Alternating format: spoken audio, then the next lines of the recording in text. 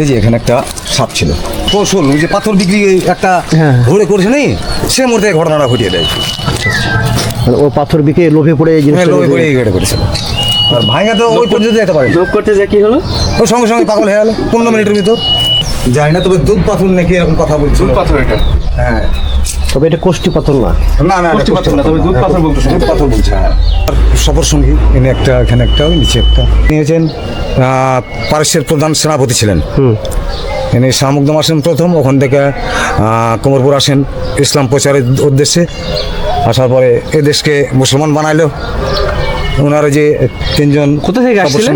পারস্য থেকে। পারস্য থেকে এখানে পারস্য এসেছিলেন? থেকে যায় রাজশাহী শাহমুকদমে আসছে। শাহমকদুম এসেছিলেন? হ্যাঁ, ওটাতে সবাই চিনে। হ্যাঁ, শাহমুকদমের পরশেই উনি এখানে আসা ইসলাম প্রচার করেছেন। হ্যাঁ, ইসলাম প্রচার করেছেন ওনার আদেশে। সঙ্গে আরো তিনজন সাহাবীর মাজার ওনার সঙ্গে সফর সঙ্গী আসেন। ওনার সংক্ষিপ্ত ইতিহাস এটা এখানে, যেখানে সম্পূর্ণ পরিপূর্ণতা লেখা আছে। গুম্মেজ ছিল, আরো গম্বুজ ছিল? পূর্বের হাতে গুম্মেজ ছিল, কিন্তু গুম্মেজটা ব্রিটিশ সরকারের আগেই মনে হয় এরা ভাঙচুর হয়েছে। ওটা চার কোনায় 4টে পিলার, খুব সুন্দর। এবং এই যে প্রস্তুতা দেওয়ালের, হ্যাঁ, অনেক ওষার। তাই? হ্যাঁ, আসুন।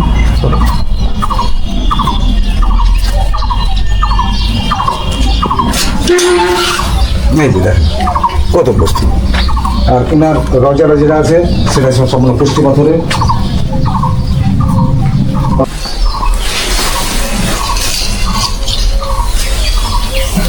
এটা আসলে কি পাথরের? এটা কুষ্টি পাথর, সম্পূর্ণটা কুষ্টি পাথর। কুষ্টি পাথর, সম্পূর্ণ কুষ্টি পাথর। ওখানে একটা এলাকা আছে, ওটাও একটু দেখেলেন। এটা কি পুরোটাই এরকম? হ্যাঁ, এটা পুরোটাই কোষ্ঠী পাথর, তাই না? পুরোটা কুষ্টি পাথর। এদিক খেলেন। সেনানায়ক থেকে সুফি সাধক মির্জা আলী বেগ রাজিয়াল্লাহ তা আনহা, যিনি সুদূর পারস্য থেকে এসেছিলেন ইসলাম প্রচার করতে। জনশ্রুতি আছে এই এলাকায় একসময় বিভিন্ন ধরনের অন্ধকারচ্ছন্ন এবং পাপাচারে লিপ্ত ছিল এলাকার মানুষ। মির্জা আলী বেগ রাজিয়াল্লাহ তা আনহা তার অলৌকিক শক্তি এবং কঠোর সাধনার বলে এই অন্ধকারচ্ছন্ন মানুষকে আলোর পথে নিয়ে এসেছিলেন। তার প্রতিটি কথা, তার সরল জীবনযাপন ও অলৌকিক নির্দেশনাগুলো ধীরে ধীরে মানুষের অন্তর জয় করে নেয়।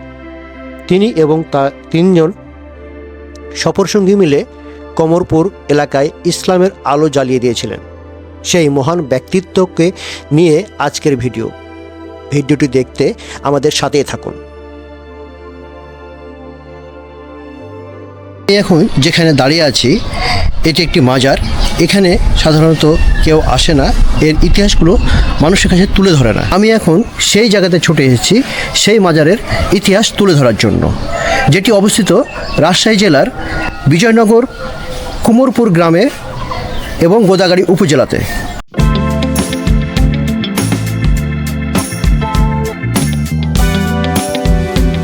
জন্মসূত্র থেকে এখানে। জন্মসূত্র থেকে আছেন? হ্যাঁ, আমার আব্বা ছিলেন এখানকার এই দরবারের খাদেন।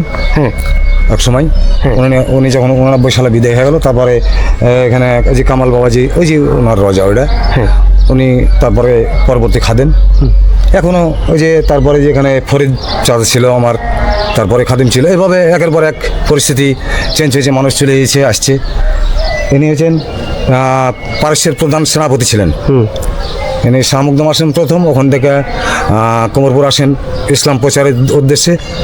আসার পরে এ দেশকে মুসলমান বানাইলো। ওনারা যে তিনজন কোথা থেকে আসছিলেন? পারস্য থেকে। পারস্য থেকে এখানে এসেছিলেন? পারস্য থেকে যায় রাজশাহী শাহমুকদমে আসছে। শাহমকদুম এসেছিলেন? হ্যাঁ, ওটাতে সবাই চিনে। হ্যাঁ, শাহমুকদমের পরশেই উনি এখানে আসা ইসলাম প্রচার করেছেন। ইসলাম প্রচার করেছেন ওনার আদেশে। পারস্য থেকে এসেছিলেন? হ্যাঁ, পারস্যের প্রধান সেনাপতি ছিলেন। আমরা ওটাতে জানি যে হচ্ছে কুমিরের পিঠে চড়ে এসেছেন। হ্যাঁ হ্যাঁ, না, এনে কোনো কুমিরের পিঠে চড়ার এরকম ওদেশ পাওয়া যায়নি। কোনো পশু বা না, ওখানে শাহমুকদম বাবার উদ্দেশ্যেই এখানে আসছিলেন উনি, জিয়ারতের উদ্দেশ্যে।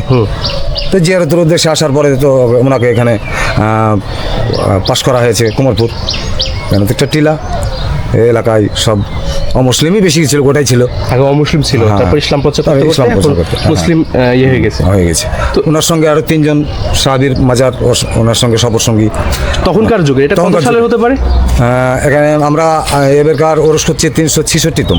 366তম উরুস করছে করছে। আমাদের এখানে যে মেইন যে হ্যাঁ ওনার যিনি আছেন, হ্যাঁ হ্যাঁ তার ওনার তো এই স্থাপনাটা তো অনেক পুরাতন, তাই না? হ্যাঁ, অনেক চলুন দেখি, পুরানো। এই যে, আসেন ভেতরে এটা ভিতরে পরে জায়গায় এগুলো একটু দেখাবে। হ্যাঁ, এই যে ওনার সংক্ষিপ্ত ইতিহাস এটা এখানে, হ্যাঁ এই যে এখানে সম্পূর্ণ পরিপূর্ণতা লেখা আছে। হ্যাঁ। এটা একটু নিয়ে এলেন, তাই সব কিছু পাবেন। বন্ধুরা এখানে দেখতে পাচ্ছেন যে যেই লেখাগুলো আছে এতটুকুই ছিল না, গুম্মেজ ছিল, আরো গম্বুজ ছিল? পূর্বের এতে গুম্মেজ ছিল, কিন্তু গুম্মেজটা ব্রিটিশ সরকারের আগেই মনে হয় এরা ভাঙচুর হয়েছে। ভাঙচুর হয়ে গেছে না? এগুলো এগুলো কি পিলার হ্যাঁ, ছিল? হ্যাঁ এরকম ছিল, পিলার ছিল না? হ্যাঁ পিলার, এগুলো পিলার ছিল। Decoration. আর এগুলো তো দেওয়াল তো অনেক প্রস্তুত, হ্যাঁ, আগের এগুলা এই তো অনেক প্রস্তুত। কিন্তু এখন তো ভেঙে একদম শেষ হয়ে গেছে। এখন- ইটগুলো অনেক পুরাতন, হ্যাঁ অনেক পুরানো হয়েছে। আর সৌন্দর্য কি তার? কারো কাজ করা ছিল, আরো ওদের 4 পিলার খুব সুন্দর, এবং এই যে প্রস্তুত দেওয়ালের হ্যাঁ। অনেক ওষার। তাই হ্যাঁ আসুন।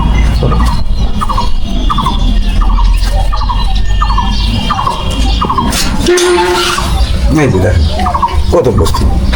আর কিনার রজারা যেটা আছে সেটা সম্পূর্ণ পুষ্টি পাথরের। পাথরটা আপনাকে সীমিত দেখাতে পারবো, পরিপূর্ণতা সীমিত এভাবে দেখা যায় না।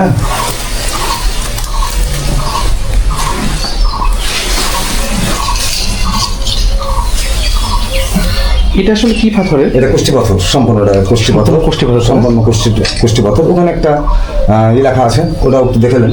এটা কি পুরোটাই এরকম হ্যাঁ পুরোটাই। এটা এই যে ওই বিল্ডিং ভাঙার সময় এইটা ভেঙেছিল। ভেঙে গেছিল? হ্যাঁ এটা পরে ইনস্ট্রুমেন্ট দিয়ে এটাকে করা হয়েছে। আর এই সাইডটা দেখেন, এখানে একটা ইয়ে আছে আপনার, প্রতিনিয়ত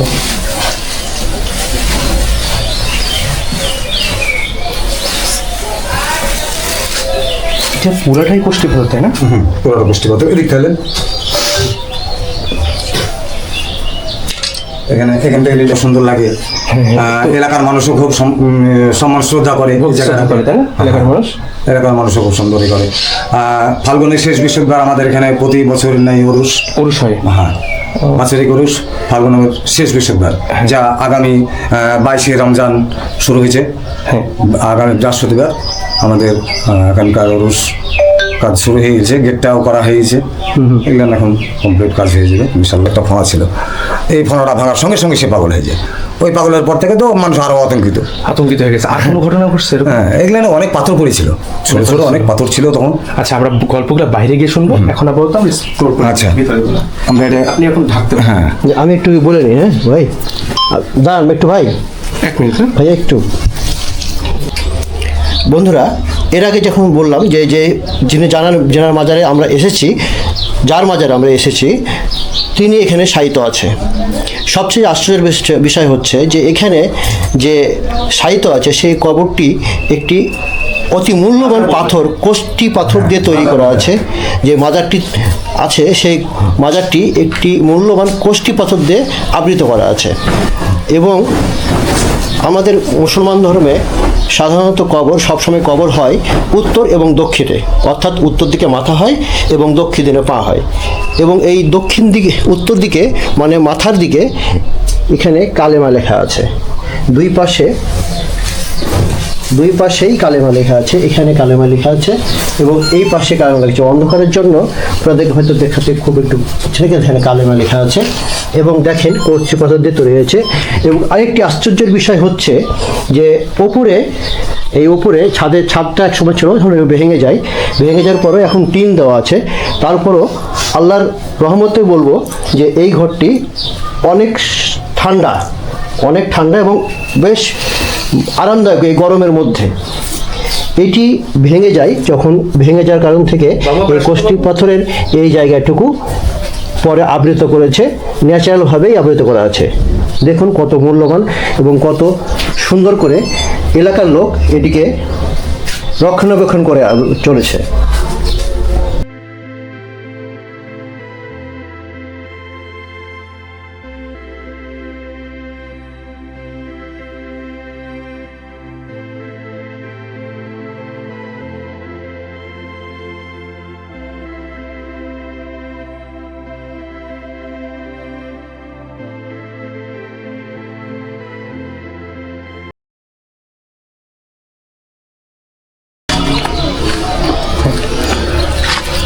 এই যে এখানে একটা সাপ ছিল, এখান থেকেই পেয়েছিল, এই যে এই নাকটা এখানে এতটুকু পেয়েছিল, মানে এটা কি সাপের চিহ্ন ছিল একটা সাপের চিহ্ন ছিল এই জায়গাতে? হ্যাঁ এই জায়গাটাতে, এটাই এটাই এটা যখন ভেঙে দেওয়া হলো তখন ওই ও সঙ্গে সঙ্গে পাগল হয়েছিল ওই লোক, মানে এটা ভাঙার পরে পাগল হয়ে গেছে? একবারে 10 মিনিটের ভিতর পাগল হয়েছে। পাগল হয়ে গেছে?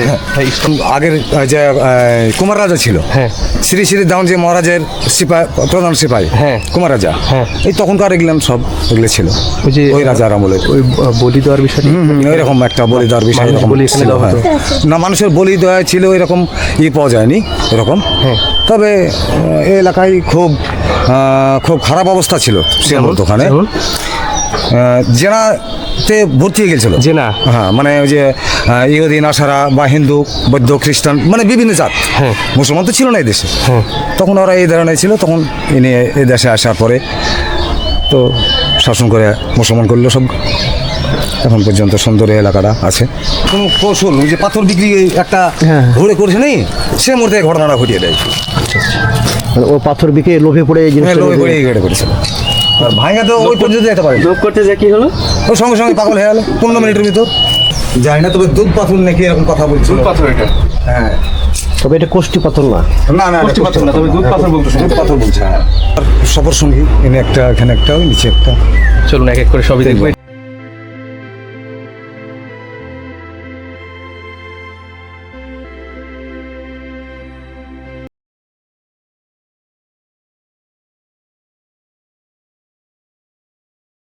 কিন্তু আসলে কবরগুলোর এরিয়া কম। কম কেন কবর তো কবর- না, না, কবর তো আপনার পুরাটা। কি করতেছে? হ্যাঁ। ওই এখানে কঙ্কাল পাওয়া গেল, বড় বড় কঙ্কাল, হ্যাঁ, বড় বড়। কত হাত হতে পারে?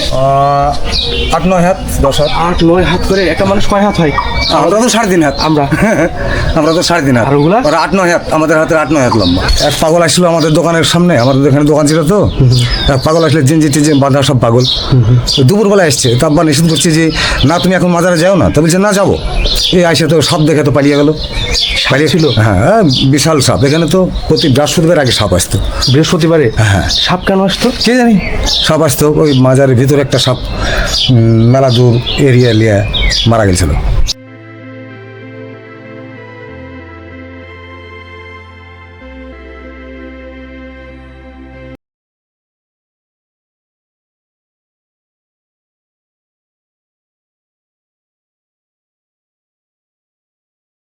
নিচে আমরা এই জায়গা দিয়ে, এই ওপর দিয়ে এই দিক দিয়ে একটা ঘোড়ার গাড়ি আসতো, সাদা ঘোড়া, বড় সাদা ঘোড়া। কি অলৌকিক? অলৌকিক।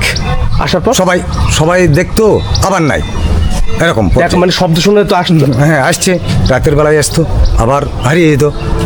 এই মানুষ আতঙ্কিত থাকতো এই জায়গাটা নিয়ে, এই জায়গায় নিয়ে, জন্য ভয়ে কেউ আসতো? নয় কেউ আসতো না। তো জেনে রাতের বেলায় এসে জিকির হয়। এখনো? এখন পাই না তো, আমরা তো আরো রাতে থাকি না। রাজা শরীফটা, এবং তার সফর সঙ্গী হিসাবে এখানে একজন সাহিত্য আছে, এখানে আরেকজন সাহিত্য আছে, এবং তার পাশে আরেকজন সাহিত্য আছে। ওনার সাথে মোট 3 জন সফরসঙ্গী ছিল, এবং সেই সফরসঙ্গীগুলোর বা সেই সফরসঙ্গী যারা ছিল তাদেরকেও এখানে সাহিত্য করা আছে, তাদেরকে এখানে সমাহিত করা হয়েছে। এই জায়গায় দেখছেন একটি মাজার, এই মাজারের ইট উপরে ভেঙে গেছে। কিভাবে ভেঙে গেছে, হয়তো ভূমিকম্প হোক বা অন্য কোনো উদ্দেশ্য হোক ভেঙে গেছে, এটা জানি না। তবে এটা সংস্কার করা হয়েছিল, যে সংস্কারের সালটা এখানে দেওয়া আছে, 1954 সাল লেখা আছে। বিভিন্নভাবে বিভিন্ন রূপে ইসলাম প্রচারের উদ্দেশ্যে বিভিন্ন সুফি সাধকের আবির্ভাব ঘটে, এবং সেই সব সুফি সাধক এই বাংলাদেশে এই মাটিতেই শায়িত আছে। তুলে ধরলাম একজন সুফি সাধকের এবং ইসলাম প্রচারকের ভিডিওটি কেমন লাগলো কমেন্টসের মাধ্যমে জানাবেন। আজকের ভিডিওটি এখানেই, দেখা হবে নতুন কোনো ভিডিও, নতুন কোনো ইতিহাস নিয়ে। ভালো থাকবেন, এই প্রত্যাশা শেষ করছি আজকের ভিডিও।